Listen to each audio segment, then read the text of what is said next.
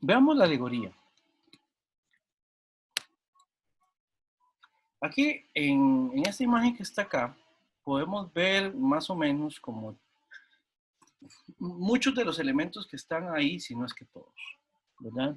Eh, Aquí hay varios elementos que van a resultar realmente importantes. La primera es, eh, ven que es importante esto, lo que les decía hacia el final de la primera parte de la clase de hoy, esta distinción entre lo que es aparente y lo que es conocer de manera adecuada es como algo que nos fascina a lo largo de toda la historia del pensamiento.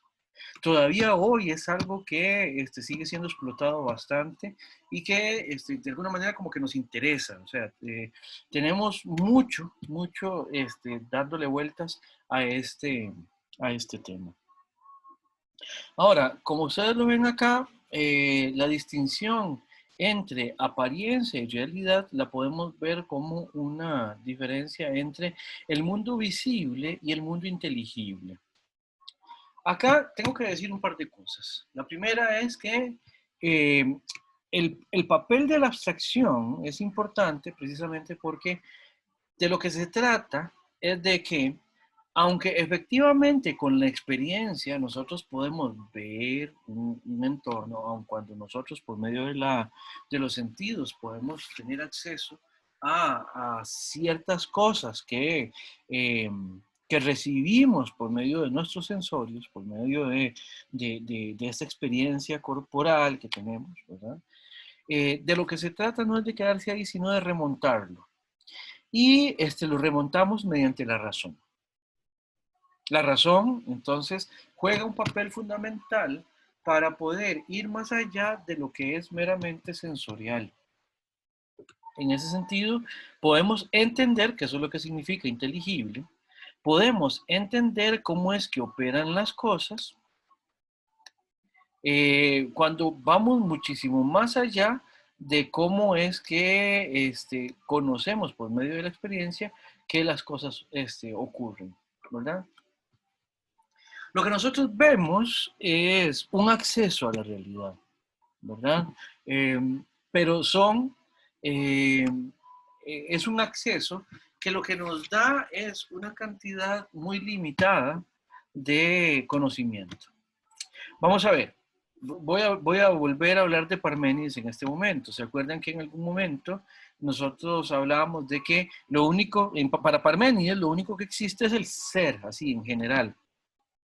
Y todo lo que es la pluralidad, la manera en que nosotros existimos en en un, en un tiempo determinado, tenemos una duración que tiene sus limitaciones. Eso lo que indica es que nosotros conocemos, vivimos y existimos de manera muy por debajo, digamos, de la perfección que tiene ese ser que nunca cambia, que es eterno y todo lo que habíamos visto hacia el final de la clase pasada. En ese sentido, ese tipo de propuesta de que lo que nosotros conocemos y la manera en que nosotros existimos es insuficiente para efectivamente abarcar y agotar todo lo que es esa realidad que de verdad se da, eh, la diferencia es abismal entre nuestra manera de existir, entre nuestra manera de conocer y la manera de ser en realidad de las cosas. Y por eso es que para Platón es importante hacer este ejercicio mediante el cual nosotros podemos salir de esta ignorancia, de esta imperfección, la podemos remontar y podemos tener acceso al conocimiento de lo que las cosas son en su perfección, en, su, en, su, en su realidad, en lo que ellas realmente son. Por eso, la alegoría, una de las cosas que importantemente deja planteado es que somos esclavos de nuestra experiencia. Somos esclavos, estamos condenados, estamos limitados por nuestra forma de conocer. Este estar condenado, estar limitado, es simbólico, en el sentido de que evidentemente nosotros que somos seres finitos, no tenemos la posibilidad de suyo de abarcar la absoluta totalidad de lo que ocurre y de conocer todas las cosas tal como ellas son, sino que estamos tan condicionados por nuestras limitaciones, por nuestras imperfecciones, por nuestra corruptibilidad natural, digamos, que eso hace que lo que nosotros conocemos del mundo tenga todas estas limitaciones y no pueda ir más allá, ¿verdad? Por eso es que vivimos generalmente de manera muy fácil en el mundo de la opinión o de la doxa, como lo habíamos dicho anteriormente, ¿verdad? Eh, Nosotros lo que hacemos es que vemos, vean que es, bueno, ustedes leyeron el relato, nosotros lo que tenemos es acceso al conocimiento de algo que es meramente una sombra de lo que es el objeto real. En este caso, vean que en la imagen uno lo que ve es una silueta y el objeto real en ese sentido es muchísimo más rico, ¿verdad? No es lo mismo ver el objeto tal como es que verlo a partir de la proyección que hace en función de cualesquiera medios de proyección, ¿verdad? Esto es como, podemos poner un ejemplo de cuando los espejos eran muchísimo más imperfectos que los que tenemos ahora. La gente se podía ver en una superficie que era más o menos reflectiva, pero con algunas limitaciones. Y en función de que uno no pueda verse en una superficie realmente bien reflexiva, bien reflectante, no sé cómo se dirá, ¿no? En función de eso, si uno se ve en algo que lo refleja de manera imperfecta, pues uno puede darse una idea muy errada de cómo es uno en realidad. Pues lo mismo pasa con las cosas. Si uno se queda solamente con la manera en que se nos presentan, si uno se queda solamente con la apariencia, pues ciertamente algo tiene como contenido representacional, pero es completamente insuficiente y sumamente imperfecto si lo comparamos con aquello a lo que se remite. Esto le permite a Platón, en última instancia, teorizar de que realmente lo que existe, la realidad de las cosas, no son estas muestras imperfectas, corruptibles, pasajeras, a las que nosotros tenemos acceso en nuestra cotidianidad, sino que las cosas que nosotros conocemos en nuestra cotidianidad remite de alguna manera a lo que Platón va a llamar una idea, un eidos, que es lo podemos llamar de varias maneras, lo podemos llamar un arquetipo, un modelo, un ser, digamos en este sentido, del cual la cosa con la que tenemos acceso, o a la que tenemos acceso, perdón, es solamente un imperfecto representante, por decirlo de alguna manera. Pongamos un ejemplo. La silla, que ha sido el ejemplo de cabecera para el curso, nosotros conocemos las sillas que conocemos, cualesquiera que éstas sean. Tenemos un referente que es la silla en tanto que idea, en tanto que arquetipo, en tanto que modelo, que ese modelo es invariable, es perfecto, es eterno.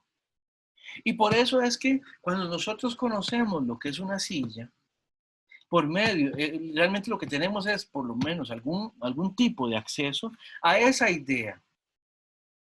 Por eso es que nosotros podemos ver sillas distintas y a sillas distintas reconocerlas como sillas, ¿verdad? Puede ser una silla de madera y una silla de metal, no importa. Hay algo que de alguna manera las cobija a las dos, que es la idea de silla. Puede ser una silla nueva, una silla vieja, no importa. En tanto que son sillas, esa idea de silla es la que nos permite, por medio de lo que conocemos, digamos, del mundo, remitir cada uno de estos objetos a esa idea, a ese arquetipo. De pronto puede alguien inventarse una silla que nunca nadie había visto jamás, qué sé yo, una silla de diseño muy contemporánea, muy linda, con características muy particulares. Pero no importa, no importa. La idea de silla sigue funcionando ahí precisamente porque es la que permite que las cosas de alguna manera sean lo que son. La cosa, lo más real de todo esto es la idea a la que hacen referencia todas las cosas, estas imperfectas, pasajeras que nosotros conocemos. Todas las sillas, en ese sentido, son sillas precisamente porque remiten a la idea de silla, que esta sí que es perfecta, eterna, inmutable, que no deviene en otra cosa. ¿Se entiende esto? De la misma manera que hay una idea para entender lo que es una silla, bueno, pues habrá una idea para entender absolutamente cada una de las cosas que entendemos. El mundo de las ideas es este mundo inteligible que hemos llamado, o más bien que aparece planteada en la lámina que tenemos en este momento en pantalla. El mundo inteligible es el mundo al que se accede solamente de manera abstracta. Por eso Platón ubica en este mundo los objetos matemáticos y las ideas. ¿Por qué? Porque son estos objetos, estas cosas que no van a cambiar nunca. No importa qué tan imperfecta sea la experiencia que nosotros tengamos en el mundo, los objetos matemáticos y las ideas siempre se van a mantener siendo lo que son. O sea, un triángulo siempre va a ser un triángulo. Y la idea de silla siempre va a ser una silla, siempre va a ser la idea de silla, no importa lo que pase con nosotros. ¿Se entiende? ¿Alguna pregunta en relación con esto? Profe, bueno, yo levanté la mano hace rato, pero no lo quería. Ah, vean, disculpe, es que no vi es que ahorita tengo en el cuadrito a otras personas y no lo vi, sino de verdad que le hubiera dado la palabra. Por favor, adelante. Tranquila, profe, es que no lo quería interrumpir. Pero nada más, digamos, con respecto, no sé si la pregunta suena mal, pero digamos, con respecto a la propuesta platónica, cuando dice que, digamos, que somos esclavos y que estamos condenados a nuestra experiencia, para conocer las cosas como verdaderamente son, es, digamos, también ocurre para conocernos bien a nosotros mismos. O sea, también estamos limitados para conocernos bien a nosotros mismos. Sí, todo lo que ocurra y que sea sujeto o susceptible, más bien, para decirlo más propiamente, todo lo que sea susceptible de ser conocido por medio de la experiencia, bueno, pues obviamente tiene algo de empírico que nos permite conocerlo por medio de la experiencia. Pero la experiencia va a ser insuficiente para que nosotros podamos conocer adecuadamente lo que nosotros somos. Por ejemplo, si nosotros nos quedamos solamente con la imperfección, con las imperfecciones que tenemos, somos pasajeros, somos corruptibles, somos, no sé, limitados, todo lo que usted quiera, eso no va a ser suficiente, diría en este caso Platón, eso no va a ser suficiente para conocer efectivamente lo que somos. De la misma manera con todas las cosas. Entonces, sí, efectivamente, eso también aplica para nosotros. Gracias, profe. ¿Pero por qué? ¿En qué estaba pensando? Lo pensaba como en el sentido es que lo pensaba como el sentido de la muerte, Ajá. como para entender la muerte, pero también como para entender la muerte propia, ¿verdad? De que nosotros tenemos un concepto a lo largo de toda la humanidad, se han dado diferentes propuestas sobre qué sucede después de la muerte o también se le da un sentido muy naturalista, ¿verdad? Analizando cómo mueren los animales y cómo, por ejemplo, eso es muy antropocentrista, pensar que nosotros somos el centro del universo y por eso tenemos una vida después de la muerte, pero qué sé yo, un escarabajo no la tiene. Entonces a eso me refería como si también la propuesta platónica invade el tema sobre nosotros. Sí, claro. Bueno, para Platón las almas son eternas.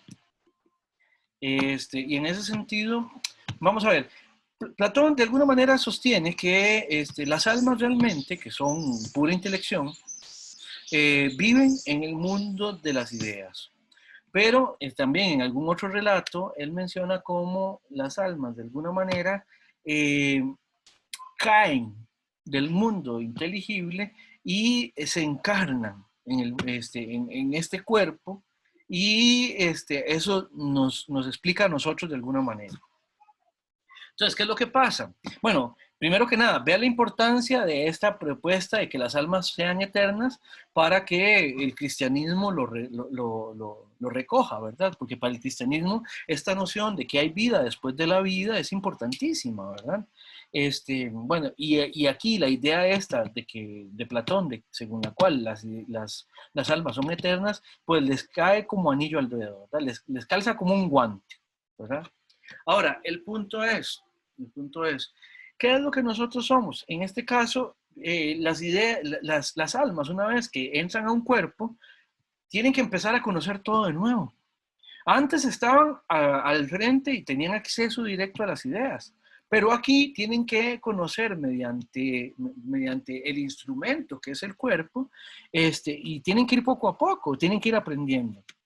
Hay un pasaje donde Platón lo que trata de sostener es que realmente las almas lo que tenemos que hacer es que ayudarlas a que recuerden los contenidos que tenían al frente cuando estaban en el mundo de las ideas.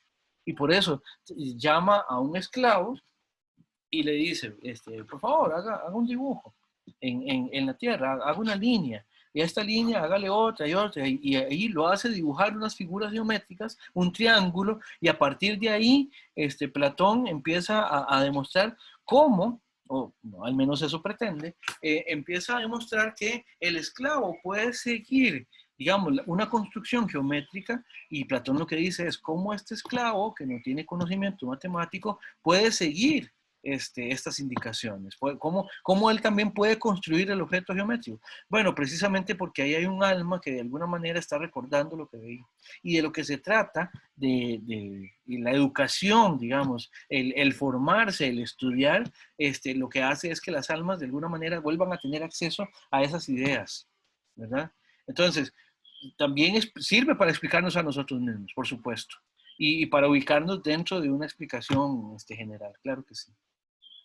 Y en ese sentido también, para lo que pasa una vez que ya nosotros terminamos nuestro tiempo, digamos, acá. Porque eso, pues, una vez que pasa, pues tiene que dar pie a otra cosa. Bueno, en Platón toda esa explicación está. Vamos a ver, voy a revisar manos levantadas. Larsen. Gracias, profe. Con mucho gusto, Fabiola, a usted por la pregunta. Sí, ¿me escucha? Sí, adelante. Ok. Bueno, lo mío más que una pregunta era un comentario porque es que ayer estaba viendo un documental Ajá. eh, sobre, sobre la historia de la ciencia, pero también metían cosas de filósofos, como por ejemplo Platón. Primero decir que hasta ahora entiendo correctamente el mito de la caverna, porque antes más bien lo estaba entendiendo al revés. Eh, En qué sentido al revés, sí, Larsen? al revés en el sentido como de que lo material era era lo que había que buscar, o sea, este mundo, lo que estaba aquí era lo que había que buscar y luego las imágenes o las ideas eran lo que estaba, entonces lo estaba entendiendo. Eh, Preguntarle si lo que decía tal vez el documental, que me quedó la duda, si era así, si yo lo entendí bien, que por esta idea que plantea Platón, entonces él más bien las ciencias eh, normales o naturales de investigar, por ejemplo, los astros, eh, él las rechazaría, o sea, la idea de investigar de esa manera, puesto que ese objeto que uno está intentando estudiar no es relevante, sino más bien es relevante la idea de ese objeto. Ya. Sería así. Ok, vamos a ver. El punto es, no es que se rechace propiamente hablando el conocimiento de las cosas. Lo que se rechaza es la noción de que ese conocimiento que nosotros tenemos mediante nuestra experiencia, en este intercambio con las cosas, lo que hay que rechazar es la idea de que ese conocimiento es suficiente. Por eso es que hay que remontar, hay que ir más allá. ¿Se acuerda que cuando veíamos a Tales, cuando veíamos a Anaximandro, también lo dijimos de Heráclito y de Parménides, decíamos que teníamos que, o a partir de lo que proponen estos autores, teníamos que ir un paso más allá de solo la observación. Teníamos que ir y hacer y buscar cuál es la explicación que está más allá de solo la experiencia, de solo la observación. en todos estos autores la abstracción es sumamente importante. Entonces, por ejemplo, si usted le pregunta a Platón, ¿qué tipo de conocimiento es más importante? ¿El conocimiento matemático o el conocimiento, no sé, sobre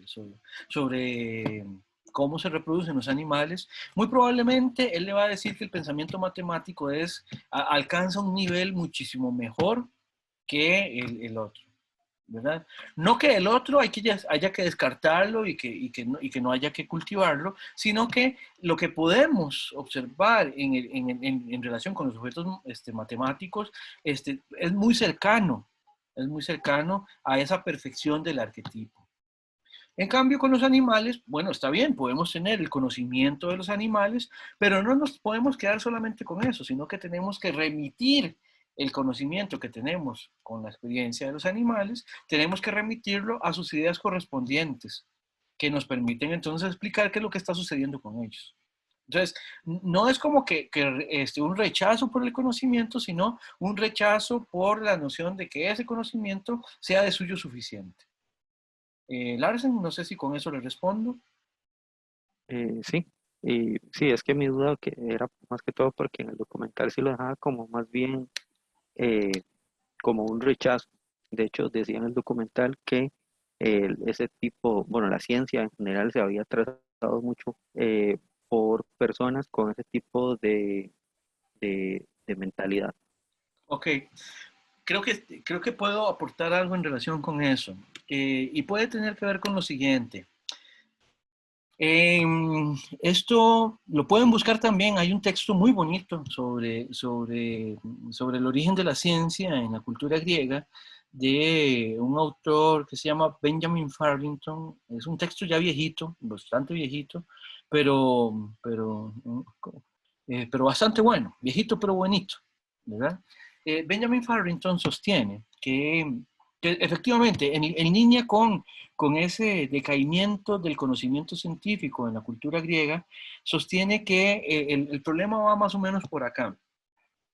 Los griegos, ante este desprecio que tenían, digamos, no desprecio, ante digamos, esta desvaloración, que eso sí, creo que calza mejor, del conocimiento práctico, del conocimiento que implica cierta experiencia, y que lo ubican por debajo del conocimiento abstracto, que explica todo por medio de una explicación general.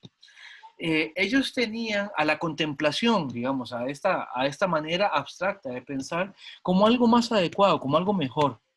Y de alguna manera descuidaron cualquier tipo de propuesta o las propuestas que tenían que ver con la parte práctica del conocimiento. El ejemplo que pone Benjamin Farrington es que en algún momento la ciencia médica decae en la Grecia clásica. Y esto es precisamente debido a que ellos se quedaban más con las labores intelectuales, les gustaban más las labores intelectuales que las labores que implicaran algún tipo de acción específica. Por ejemplo, el hecho de tener que ensuciarse las manos con sangre o con los fluidos corporales o estar manipulando cuerpos. Eso sería una labor más bien para siervos, no para intelectuales en la antigua Grecia. Entonces él decía que a partir de esa distinción dejaron de experimentar y se quedaron solamente con las explicaciones más teóricas. Y eso hizo retroceder algo así como, en ese caso, Benjamin Farrington se refiere específicamente a la ciencia médica. Ahora, esto lo que quiere decir es que la manera, la perspectiva que tenían ellos para referirse al conocimiento en general, empieza de alguna manera a darle mayor preponderancia a la parte abstracta, a la parte teórica, ¿ya? Y en ese sentido sí hay un rechazo precisamente por el conocimiento, digamos, que tenemos de este conocimiento que tiene que ver con lo más práctico, con lo más cotidiano, con lo más empírico. Creo que por ahí es donde es como yo me explicaría lo que usted menciona, Larsen, sin haber visto el documental, claro está. No sé si con esto le ayuda un poco. Sí, creo que ya quedó más claro y creo que sí, esa era más bien la idea que planteaba el documental y tal vez yo la había entendido mal. Perfecto. Bueno, creo que eso por ahí va. Hay varios autores donde uno puede encontrar más o menos ese tipo de explicaciones. Bien, no nos va a dar tiempo de terminar de explicar todos los elementos de la alegoría ahorita. Entonces creo que podríamos cerrar aquí, dejar esta parte de la clase como introducción a la alegoría. Retomamos la alegoría la próxima clase, tal vez aceleramos un poquito porque yo sí quisiera, y esto es algo que les quería decir, yo quisiera empezar también con Aristóteles la próxima clase. Entonces, voy a detener la grabación en este momento, les agradezco por la atención y pues cualquier cosa, pues vemos cómo terminamos de desarrollar esto en la próxima clase.